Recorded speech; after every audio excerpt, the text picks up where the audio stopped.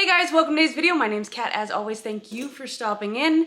Today is gonna be something fun. This is one of my absolute favorite products and we're gonna talk about some sunscreen. I know a lot of you are going on really warm tropical vacations right now and I wish I could go. I just wanted to kind of give you guys a little bit of insight on my favorite product for a sunscreen.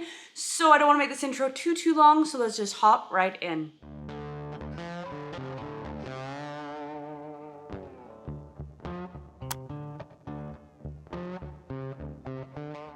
So I discovered BUM sunscreen products many years ago. I loved how they smelled, I loved how they felt.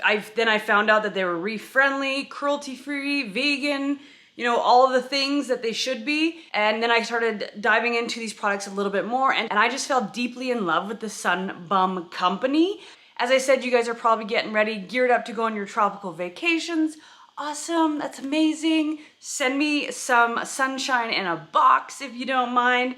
So before you go, I would highly recommend you pick up these products. The first thing I cannot recommend to you enough is the SPF of 50 BUM. It smells like bananas. They call this type of sunscreen a chemical sunscreen. And the reason why is because it uses a couple of ingredients called oxybenzone and avrobenzone, which is a product that takes the UV rays from the sun and changes them into non-damaging wavelengths from the sun and what obviously will reach your skin. If you want to still tan, this is an option for you because it does take those rays. You still feel them on your skin, but they are chemically changed because of the products in here to filter out the damaging UV rays. So this is a product that I love. This is one of the first products, except it was an 80 SPF that I fell in love with. It smells like bananas. It goes on extremely well. It dries matte and it's not sticky, which is phenomenal because a lot of sunscreens you kind of feel like you're stuck to everything afterwards. Not this. I mean, it does have a little bit of a dry time, but it's not super long and it doesn't stay wet or tacky. It just dries matte. Super easy. This guy here in Canada, he retails for 17 bucks and that's about average for a decent sunscreen here. In the States, I think it's a little bit cheaper, but still runs within the average price points. So $17.99 for this guy. You get 177 mils, which isn't too terrible. The next product is the BUM Face 50. This is also a chemical sunscreen. It will change those UV rays into non-damaging rays for your skin. What I like about this one versus this one for the face is it's not greasy. This one isn't particularly greasy either, but this one has something in it that is extremely mattifying on the face. In addition, it doesn't clog my pores, and I have my skin is so weird. It does a million different things, and any little thing can clog my pores, so this product in particular, I've never ever had a problem with. It smells like bananas, which is amazing.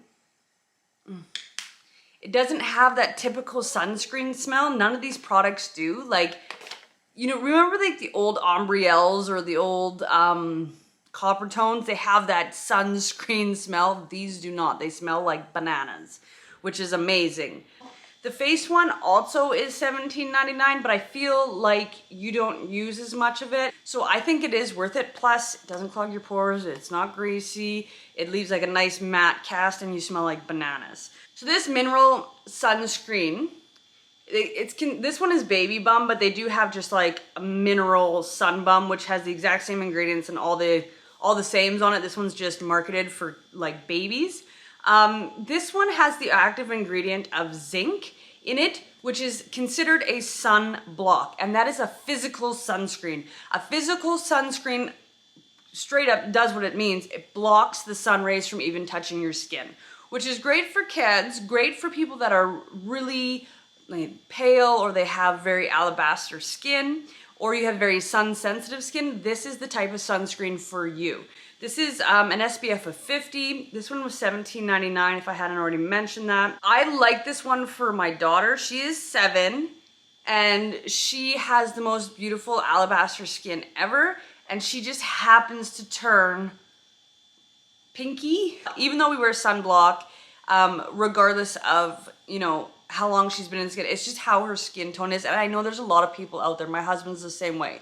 He can think about the sunshine and he turns pink. This one is particularly good. For myself, I prefer a chemical-based sunscreen. I prefer this one. I don't feel this one as lightweight as these ones. And for someone like me, I spend a ton of time in the sun. I do protect my skin with these products. It doesn't leave that typical white cast that you see. Like this other one I have a little box of sunscreens in front of me. This one for me, this is a different product completely, but this Ombrielle left a crazy white cast. Like my daughter looked like a little ghost, which is cute for some pictures if you put it on your nose. But if you don't want that, this one won't do that to you. It does take a little bit longer to absorb or dry down, but it is not terrible. You just kind of have to work around that. It's a little bit more heavy, it's a little bit more dense, but it does its job. So is it worth it? I think so, especially if you have little ones or people with sensitive skin. This is a good one to use. So I brought up some information just so I could give you guys the best information I could, and I'll put this information up on the screen. But a sunscreen versus a sunblock. A sunscreen, also known as a chemical sunscreen, filters or screens the sun's UV rays, letting some in, usually containing oxybenzone or avobenzone. A sunblock, also known as the physical sunscreen, reflects the sun rays, blocking them from penetrating to the skin, usually utilizing titanium or zinc oxide. While you're out in the sunshine and beach time weather, you wanted some cool down lotion. I like this one. I almost prefer their gel better. I have had the Sunblock cool down gel. I really like it. I just can't get it here in Canada for some reason. So I do have a Maui Vera, which I like very, very much. This cool down has aloe in it.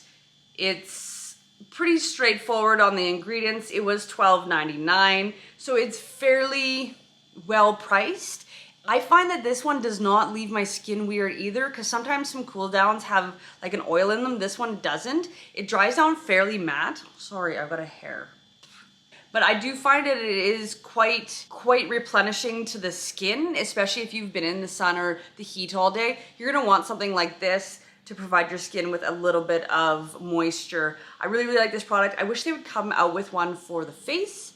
That's my only kiff, is I don't like putting a lot of things on my face just because my skin is so weird. If you guys have been here before, you know my skin's weird. With that said, don't forget to subscribe to the channel for more content. But yeah, come out with one for the face. I'd be super happy to see it. But on my body, I don't have any breakouts with this. Super good. Another product I want to talk to you about, and I only have one of the versions, but one thing we always forget about is our lips.